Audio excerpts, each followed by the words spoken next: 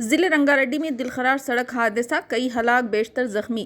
ریاست تلنگانہ ضلع رنگا ریڈی میں پیش آئے ایک افسوسناک سڑک حادثے میں 10 افراد ہلاک اور متعدد زخمی ہونے کی اطلاعات ہے۔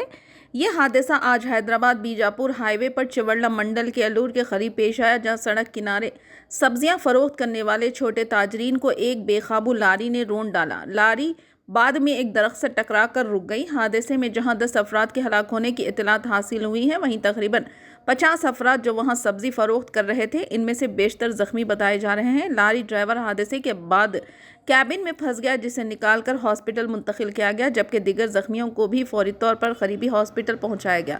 اطلاعات کے مطابق یہ لاری حیدرآباد سے وقارآباد کی جانب جا رہی تھی، یہ بے قابو ہو گئی۔ تلنگانہ کے چیف منسٹر ریونت ریڈی نے حادثے پر گہرے دکھ کا اظہار کیا اور زخمیوں کو بہترین طبی سہولیات فراہم کرنے کی ہدایت دی۔ حادثے کے مناظر سوشل میڈیا پر وائرل ہو گئے، جن میں سڑک کنارے خون میں لت پت نعشیں اور زخمیوں کو دیکھا جا سکتا ہے۔ مزید تفصیلات کا انتظار ہے۔